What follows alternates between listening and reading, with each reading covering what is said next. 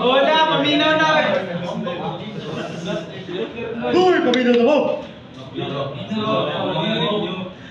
Among topic is network topology. So, network topology refers to the arrangement of various devices, nodes in an internet, a network, and how they are connected to each other, either physically or logically. It describes the layout or structure of the network, including how data flows between devices. So, from the word arrangement, ano ba yung naman sa arrangement? Mabutan din yung auto kay sa arrangement break, pero ang istra na is network arrangement. So, ang kabantay mo ano yung kaning set up sa computer. Yeah. So, muna siya ang tawag na arrangement. Every example kanang sa computeran or sa school, kadang na yung mga kuhan, kanang pagbutang sa mga computers, naka-arrange na siya. Pati cable. So, wala siya network topology. Next. So, types of topology. Types of network topology. Physical topology, the actual physical layout of the cables, device, and connection. Diba? From the word physical, so may mga panim sa physical. Diba? Nang makita, magunitan, kaya example, makibor Router. And number 2 is logical topology, how data moves through the network regardless of the physical design. Sama na. Ano? Usap niya po pasabutan na. Pag naay ko, ka na siya. Kanakuan badagan. Dagan sa net. Dagan niya. Next.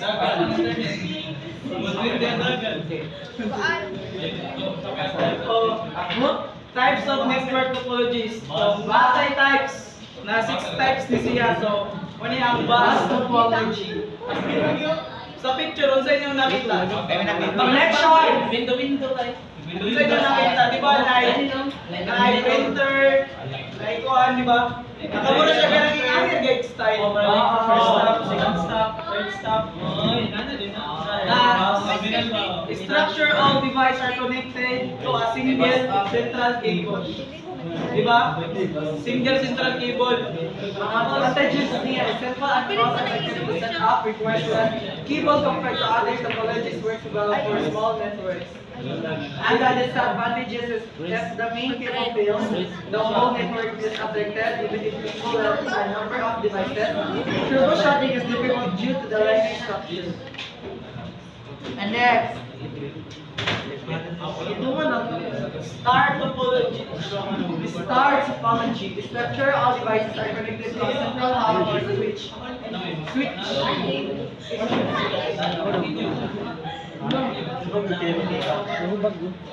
Kita man to. Klaro man. Sa likod.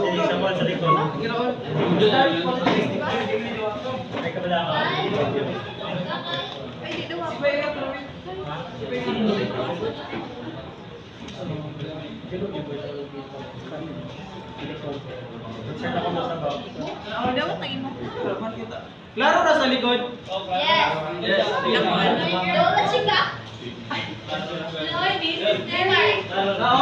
All devices are connected to a central hub.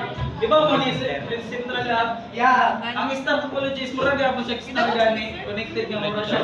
Star gyapon siya ba? Sa labor na siya star. Ini lagi na. Di ba sa loob niya device kada kay kung naging ano siya. Apa ni connected sa kani. Mura gana ra ba? So mura siya star format. Basta ang advantages o disadvantages ako niya basta.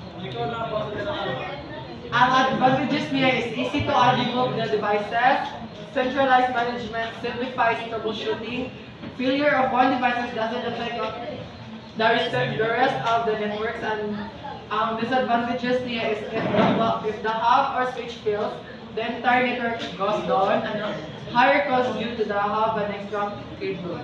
Explain. Joke. And next, Mir Mish topology. Na-miss ko siya.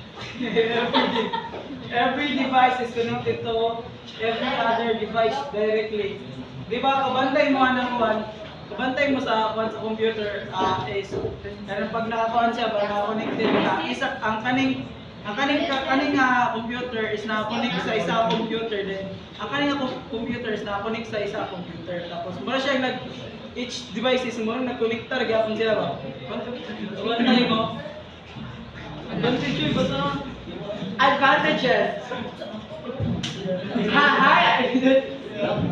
And fault tolerance, the data can travel multiple paths, reducing bottlenecks. And ideal for networks requiring high reliability and disadvantages is expensive and complex to implement due to excessive gambling.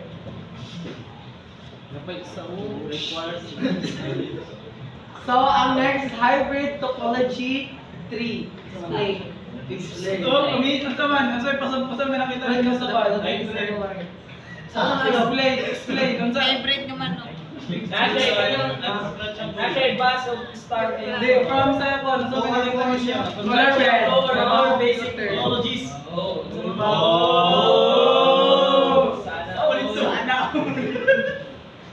So, more na sila, nasa ikuan, composed of one or more to basic topology sa manang hybrid. So, sa advantage niya Wala siyang advantages and disadvantages. Next.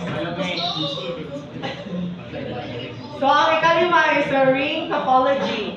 Structured devices are connected in a circular format with each device connected to its two linear neighbors. Ring topology. But